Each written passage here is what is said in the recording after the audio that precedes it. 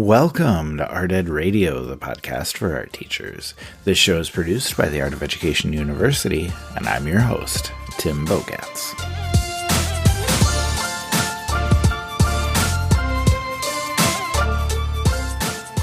As we move toward the end of the year, a lot of teachers are still looking for a project to close things out or a good idea for a successful project to finish out this long year.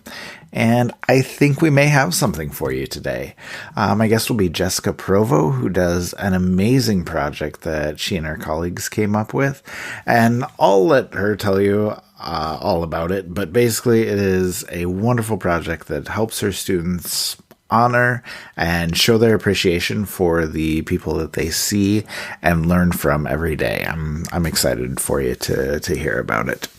But before we start the interview, I want to talk about our newest podcast, which is called The Art of SEL, the first episode, which came out yesterday. It's an entire mini-series all about social and emotional learning in the art room, and I'm really excited about this one.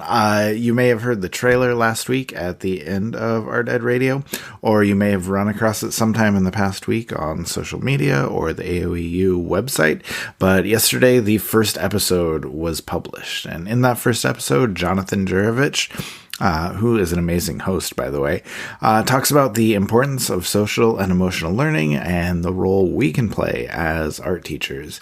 It's a great start to the series, the first of 8 episodes, like I said, and I cannot recommend it highly enough. So you can find The Art of SEL on the AOEU website or your favorite podcast app, and we will link to it in the show notes as well.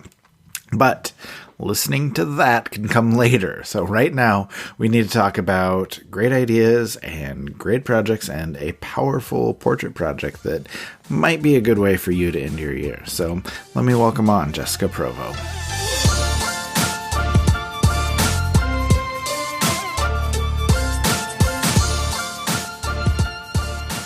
All right, and Jessica is joining me now. Jessica, how are you? Hey, I'm good. Thank you. Good. Glad to hear it. We have a lot of cool things to talk about today. I'm super excited. But before we jump in, can you just kind of introduce yourself? Tell us a little bit about yourself and your teaching. Yeah, awesome. So thanks so much for having me. I'm Jessica Provow. I'm an art teacher from Virginia Beach. I've actually been teaching for 10 years now, and I'm part of a gifted visual arts program that consists of 5 teachers, and the program supports both elementary and middle school students. And I am housed at the middle school level and have been there for a few years now. And we actually teach following the Art Foundation high school objectives. Okay. And these kids, they're incredible. They're so incredibly talented, and it comes very natural to them. And my husband always describes my job as teaching the next Da Vinci's or Frida Kahlos, and I think he's absolutely right. Yeah, I love that. That's a good way to phrase it. That's a good way to kind of think about what we do. So I like that. And then can you tell us a little bit about just, what this year has been like for you? Like, have you been doing distance learning? Are you a hybrid? Are you teaching in person? Like, how has this year been going for you? Sure, yeah. So like most, this year has definitely been a unique one. It started off all virtual and eventually transitioned to hybrid teaching. So I teach students who are physically sitting in my art room for 90 minutes while concurrently teaching to a group of students through a computer who are sitting in their homes. So we've had to make up a bunch of art kits that go home so the virtual kids have the same supplies and creative choices as the in-person kiddos. It's definitely been a hard year on everyone, but my students have been resilient and they found a space to be creative. Honestly, I am truly in awe of what they can accomplish even under the most stressful situations. And what's so cool about our program is many of these students have been together in their art classes since 3rd grade. So they really are like a tight-knit family, and they look out for one another. And this year, I think in particular, they've had to look out for one another. Yeah, that really pays off. I don't know. I've talked a lot on this podcast about, the benefits of building community and trying to have that in your classroom. And I think, yeah, we've seen those sorts of things pay off this year where kids really want to support each other. They really want to help each other. So I'm Yeah. glad to hear that that's kind of taken hold for you and your kids. Yes.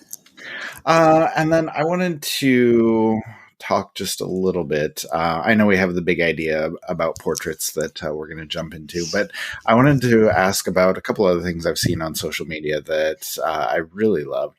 I wanted to ask how you get your kids to make such incredible work in their sketchbooks. Like the stuff that I've seen just blows me away, especially for the level you're teaching. So can you talk a little bit about your process for sketchbooks in your classroom, for planning, for idea development that you do with your students?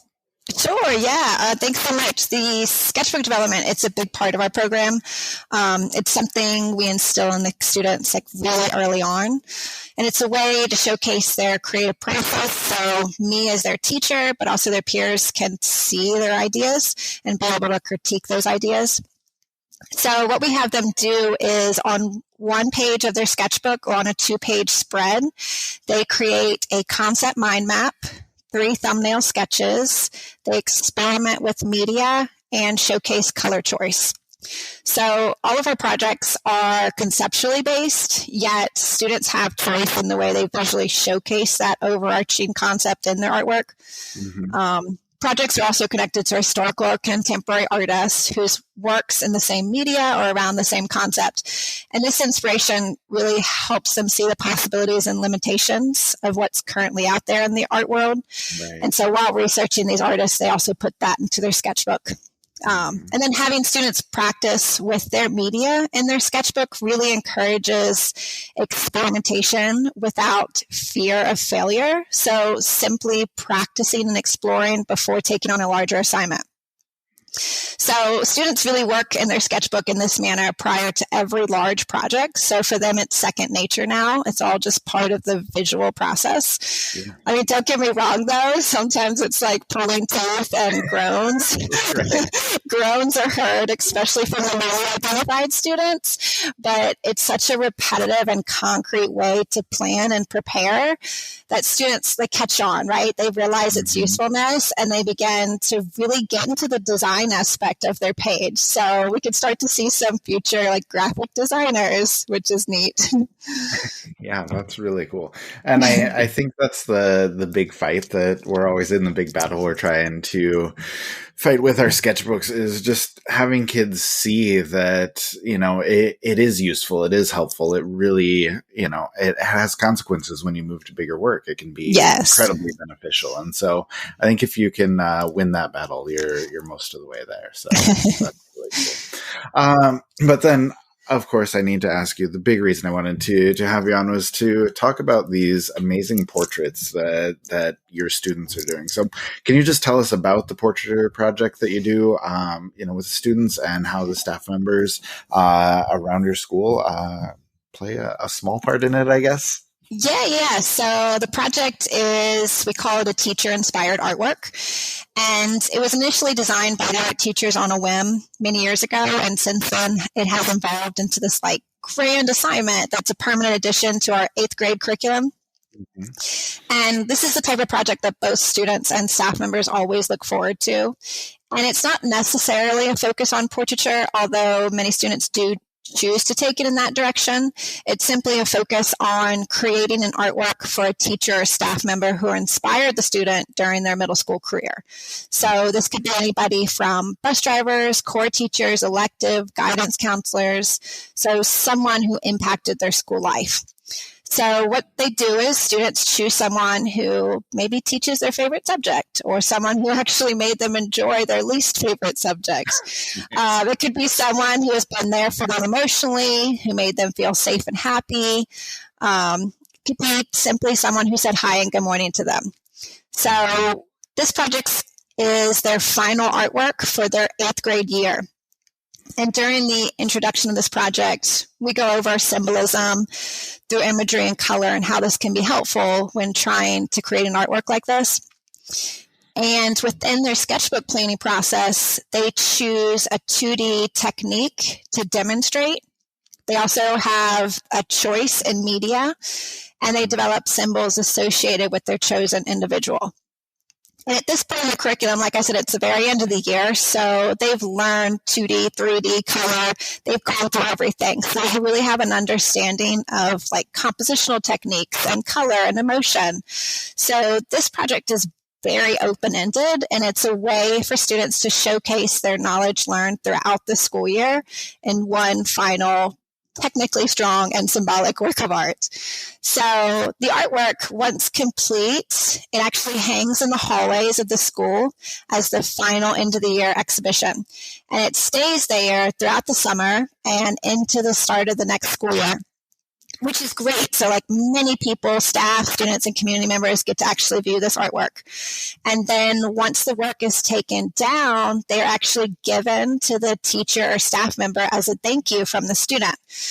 It's also the student's memento they leave behind, because many teachers choose to hang the artwork in their classrooms on permanent display.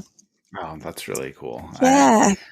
I love the idea that, it is so open-ended where you're letting kids, choose who they're going to do, what media they want to use, but yet you're still giving them the structure as far as, doing the symbols and figuring out techniques and building out. I think that's a really, really good way to organize it. And obviously, the emotional connection that's there with, whoever the subject has to be amazing. But I want to ask, like, how do students generally react to the project? Like, is this something they enjoy working on? Do you think they feel pressure to, I don't know, get it right, for lack of a better word? Students love this project since it's something we have done for many years now.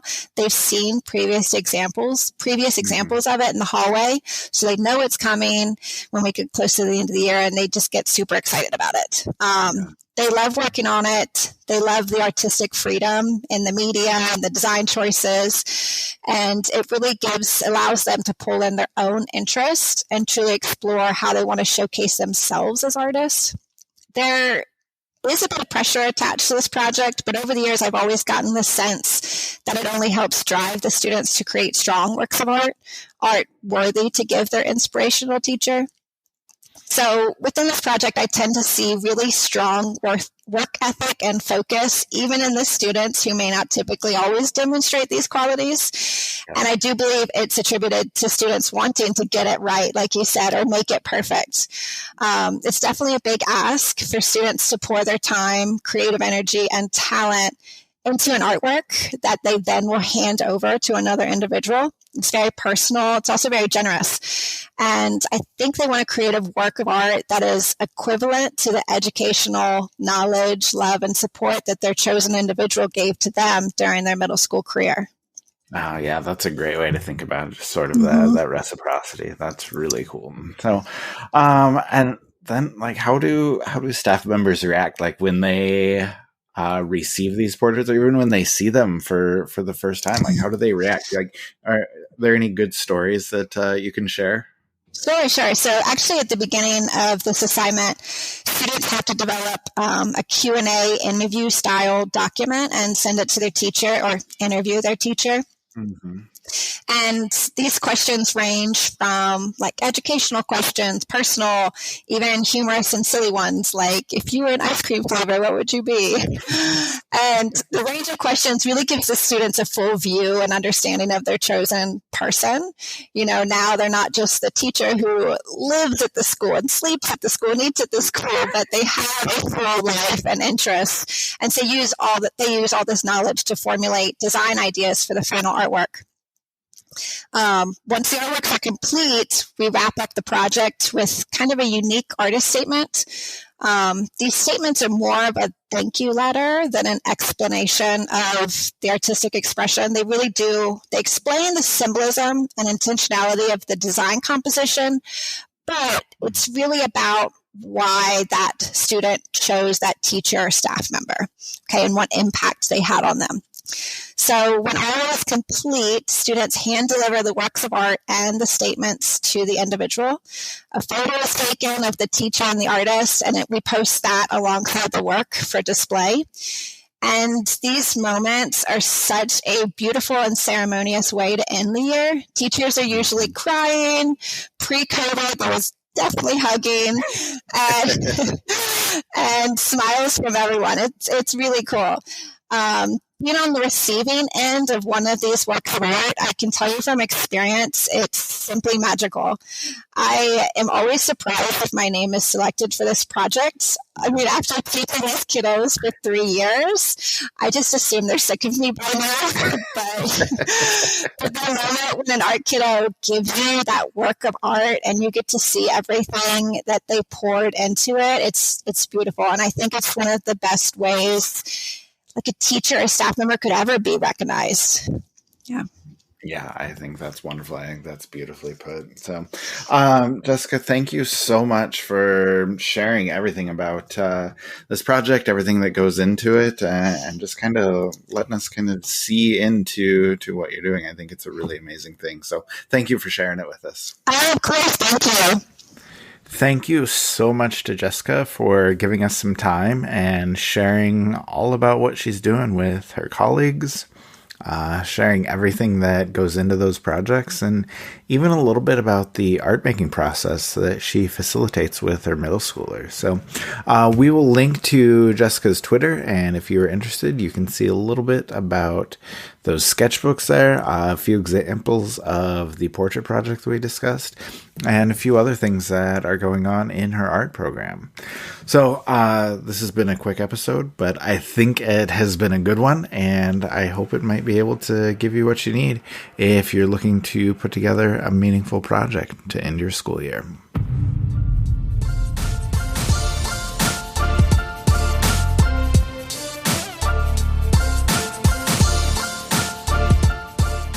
Art Ed Radio is produced by the Art of Education University with audio engineering by Michael Crocker. Thank you for listening, and one last reminder here to go listen to The Art of SEL with Jonathan Jurovich. Check it out on the AOEU website, or search for it in Stitcher, Spotify, Apple Podcasts, wherever you subscribe to this podcast. Check that one out as well and give it a chance. I think you'll enjoy it.